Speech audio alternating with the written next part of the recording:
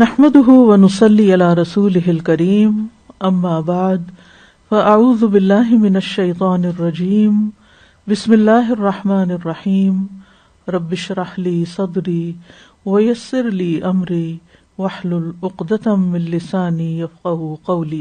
جب تک وضو کا پانی جسم پر لگا رہتا ہے ثواب ملتا رہتا ہے. مجھے تو ایسی کسی روایت کا معلوم نہیں ہے. کیا ناک میں پانی چڑھانا فرض میں آتا ہے؟ کس میں آتا ہے؟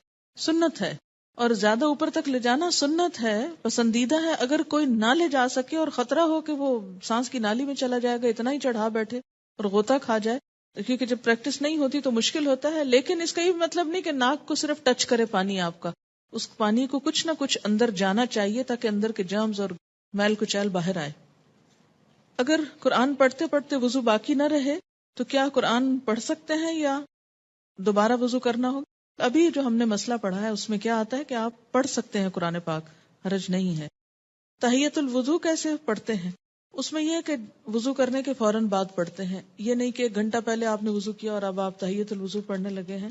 یہ وضو کرتے ہی جو 2 نفل پڑھے جاتے ہیں وہ تحیۃ الوضو کہلاتے ہیں اور ان کا بہت اجر اور ثواب ہے.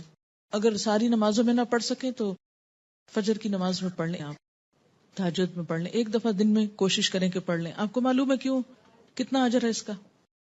حضرت بلال والی حدیث یاد کر لیں کہ آپ صلی اللہ علیہ وسلم نے فرمایا کہ میں نے تمہاری قدموں کی چاپ جنت میں اپنے آگے آگے سنی، تو تم کون سا ایسا عمل کرتے ہو؟ تو انہوں نے کہا کہ آپ کو معلوم ہو ہی گیا تو میں بتا دیتا ہوں کہ جب میں وضو کرتا ہوں تو میں 2 نفل نماز پڑھ لیتا ہوں. تو اب ہم جب تو نہیں پڑھ سکتے تو کبھی تو دن میں کوشش کریں 1 دفعہ ہو جائے، اگر ہر دفعہ ممکن نہیں، لیکن وہ بھی اسی وقت ہو سکتا ہے نا جب آپ کے پاس وقت ہو. دن میں تو لوگ آپ کو وقت نہیں دیں گے، لیکن فجر سے پہلے اگر آپ وقت پہ اٹھیں تو پڑھ سکتے ہیں، یا پھر تہجد کے وقت میں. کیا پیاز کھانے سے یا لہسن کھانے سے وضو ٹوٹ جاتا ہے؟ بتائیے. نہیں، کچھ بھی کھانے سے وضو نہیں ٹوٹتا، یہ بھی یاد رکھیے، سوائے اس کے کہ گوشت اونٹ کا گوشت ہو، اور وہ آپ کھاتے ہی نہیں ہیں. سبحانک اللہم و بحمدک اشہد ان لا الہ الا انت استغفرک و اتوب الیک.